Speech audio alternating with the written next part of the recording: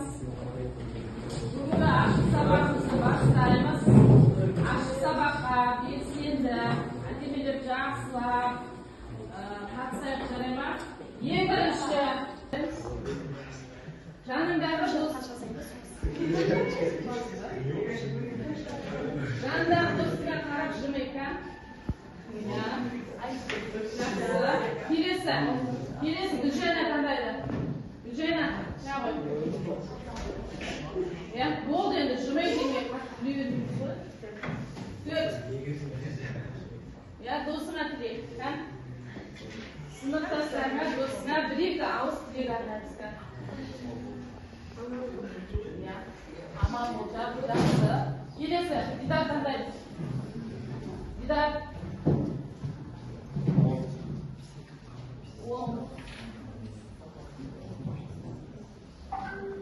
Жаныңдағы досымен амандас. Нұрасың дейік келесі, Нұрасың қандай? Бірінші. Жаныңдағы досымен амандас. Жақсы, келесі топқа бөлеміз. Топқа бөлу бойынша, қазір жасанды интеллект бойынша, Казмаш деген сайт бойынша топқа бөлінеміз. Қазір үш топқа оттастырып береміз. Осы не бойынша топқа отырамыз, я? Топпен алысып отырамыз.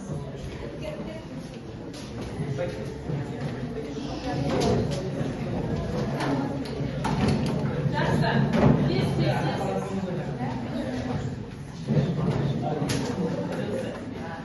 Жақсы. Енді, балалар өткен сабақтарымыз ұлы сутек қышқылы өткен. Ұлы сутек қышқылы бойынша нешінші кітап таңдайсың? Төртінші кітаптың сұрағы хлорсутек қышқыл деген бізде оның формуласы. Қандай? Хлорсутек қышқылы. Болмай тартып.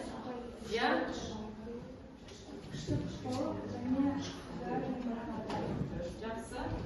Формуласы. Үште қышқыл. Хлорсутекте суда ерітіндісі жақсы ериді. Және формуласы H-хлор.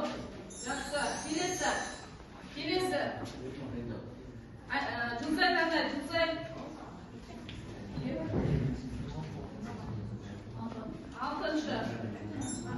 Алтыншы сұрақтың астында хлорсутек қышқылының химиялық формуласы қандай? Жаңа айттық? H-хлор, H-хлор. Келесі, біз құрамыз орысы. Құрамыз суда өте жақсы ереді. Жақсы. Өте жақсы ереді. Жақсы. Енді топ бойынша топ басшылары бағалап отырады. Қазіргі жауап берген сұрақтарға байланысты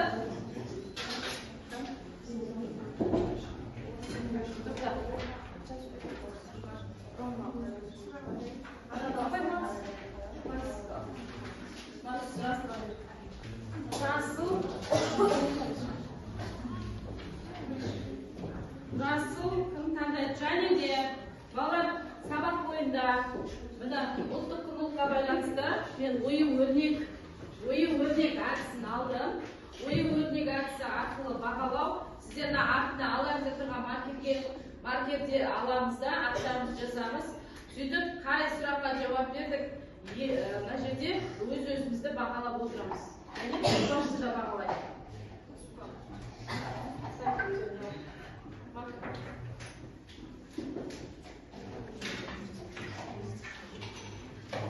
Ана екеуіне әкір. Жаңа үй жұмысына жауап берген бойынша бағалап отырамыз. Екеуіне әкір. Бір-біреден аламыз да, аты жөнімізді жазамыз. Енді жазып алыңыздар, сосын ана бойынша бағалап отырасыздар. Түсіндірмесін, видеосын көре отырып, видеороликті тамашалаймыз, содан кейін ағай жалғастырамыз. Қараңыздар, мұқият қараймыз. тыңдаймыз.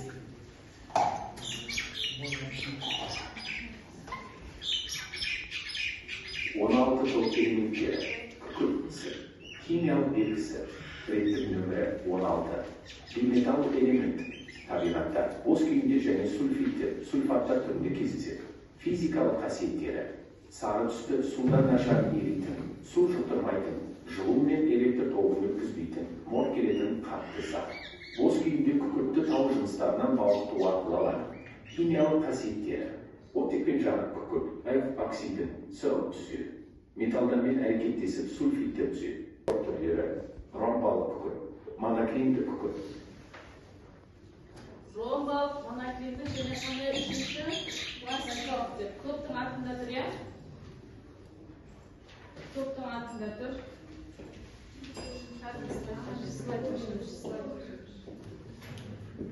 Енді, ары қарай. Бүгінгі жаңа сабағымыз қандай екен?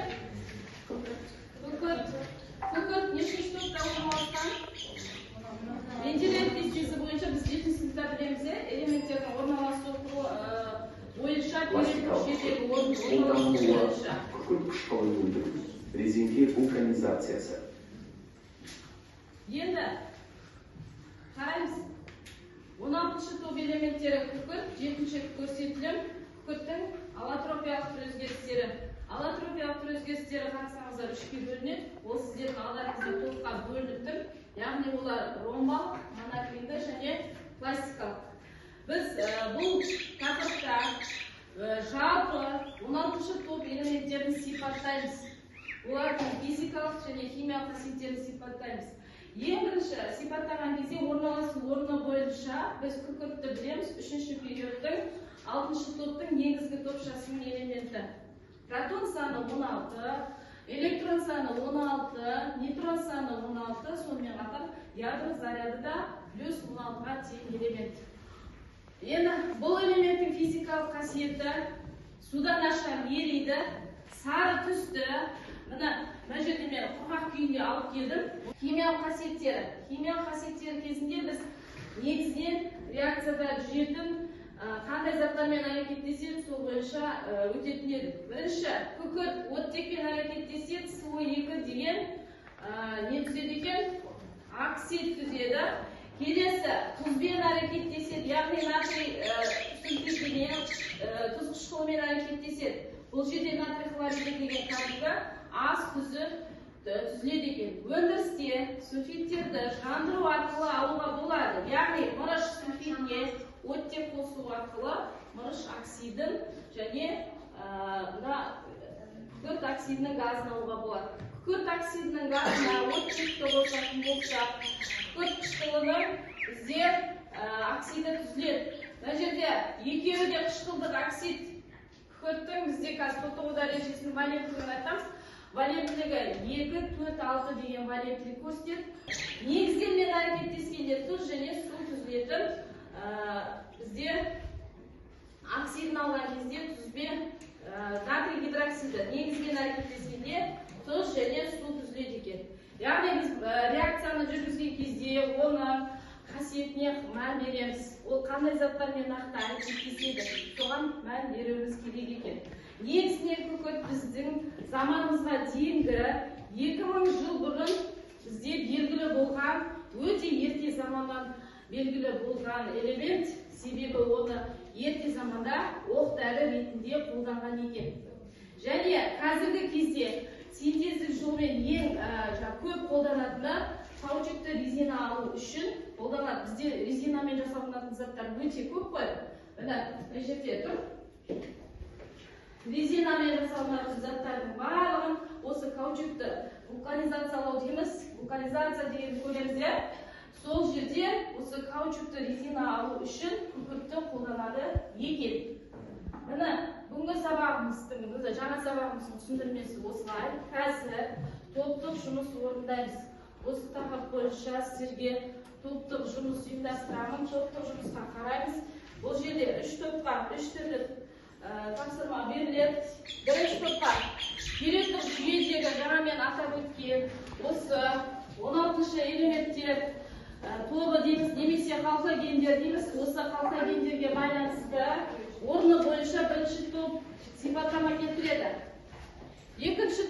яғни монокрилдік топ, күкірт пен оттекті салыстырамыз.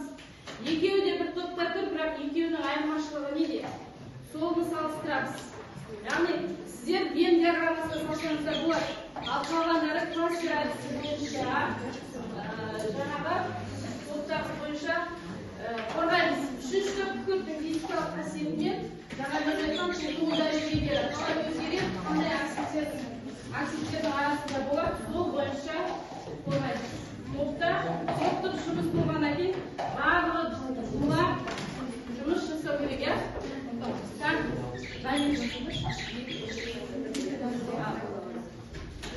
Барлығымыз топта жұмыс жасаймыз. Оқулықты қолданамыз, оқулықта да көп.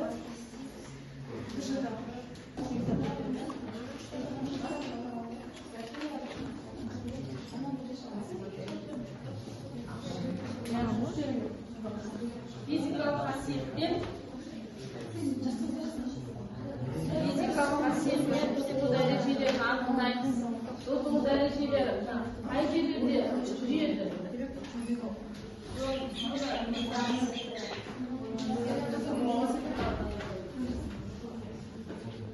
Тез уақыт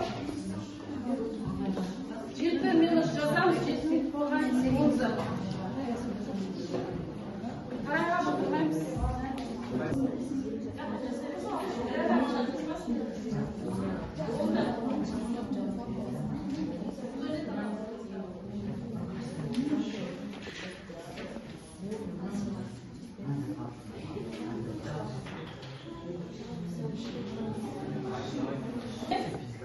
Бұл дәрежелері, иә?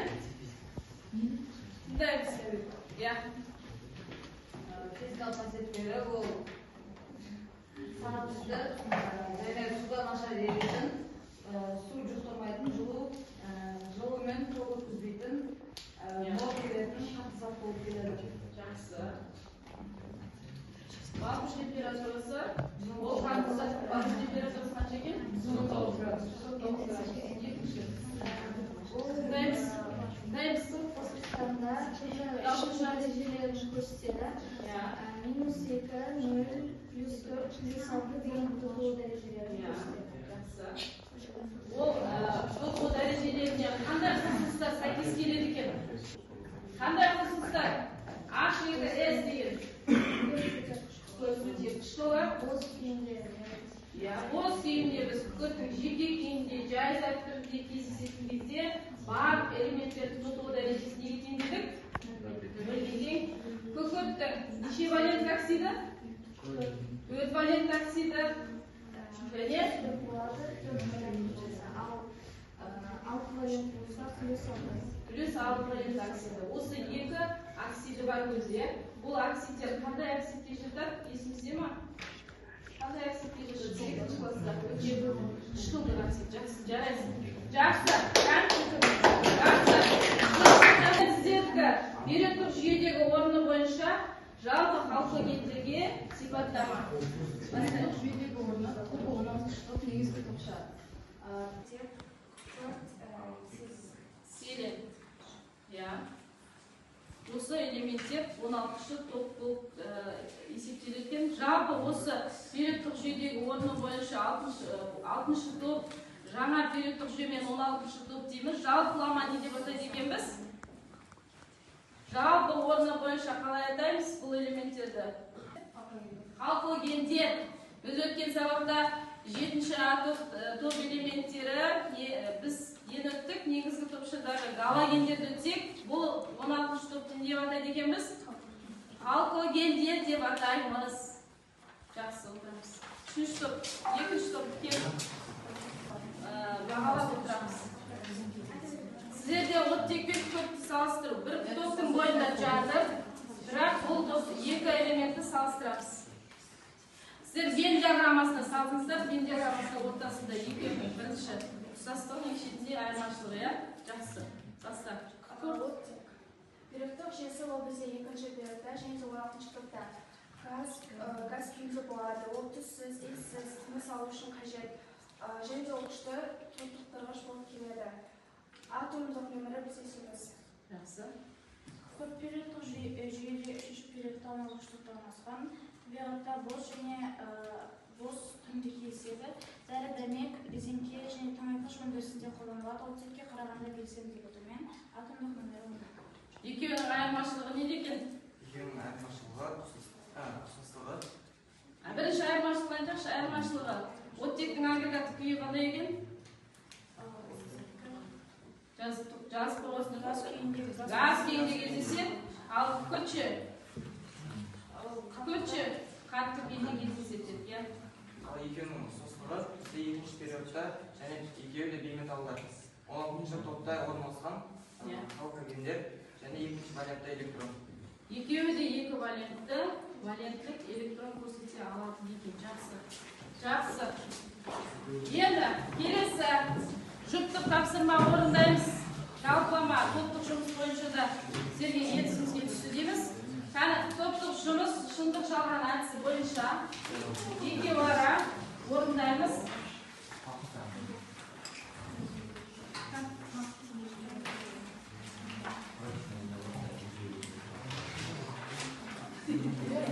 Дәл осы топтық жұмыста қорғаған алкогендер бойынша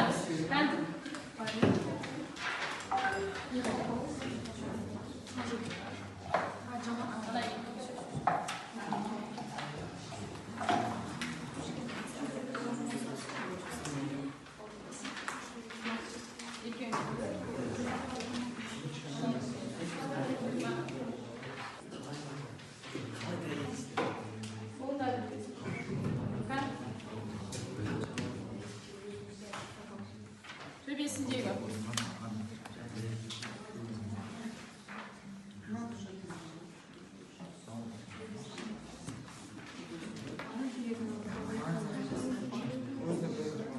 плюс қойсаңдар да болады, Ж деп те қойсаңдар да болады. Онда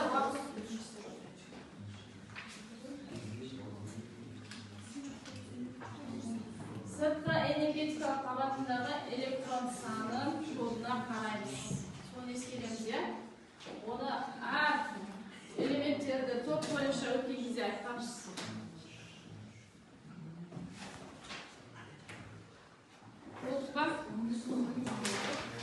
Келесі функционалдық сабақ бойынша біз өмірмен байланысты әр тапсырма кезеңінде өмірмен байланысты тақырыптарды өтеміз. Жаңа қолданылу кезінде сіріңке алуда, сіріңке алуда қолданылады. Күкірт адам өмірінде өте маңызды элемент дедік.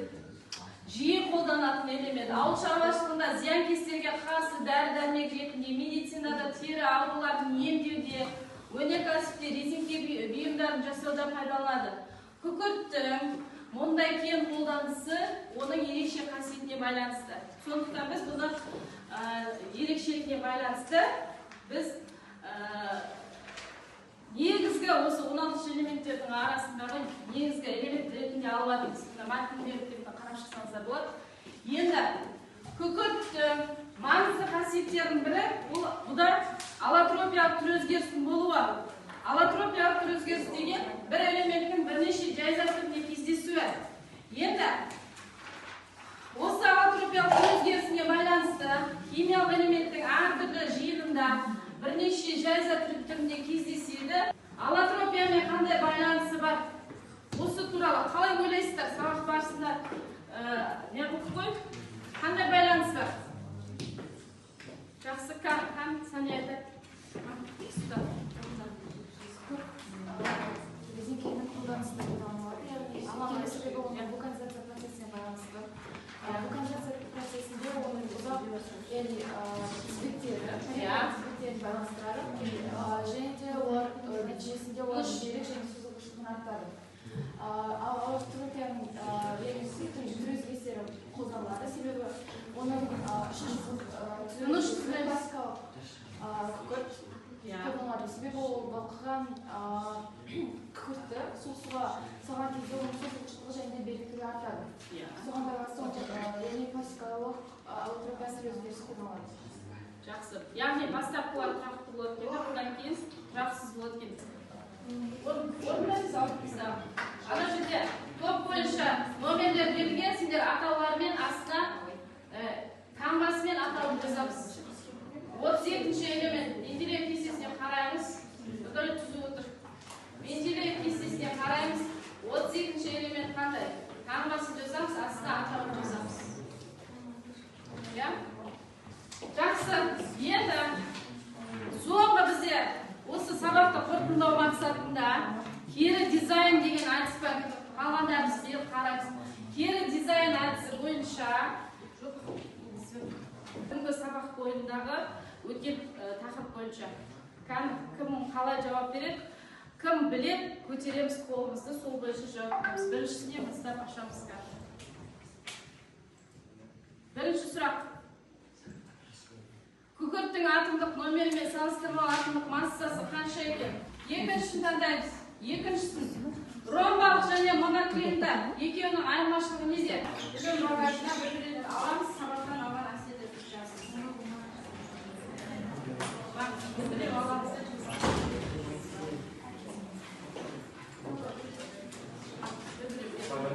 Бағалауды береміз бірінші.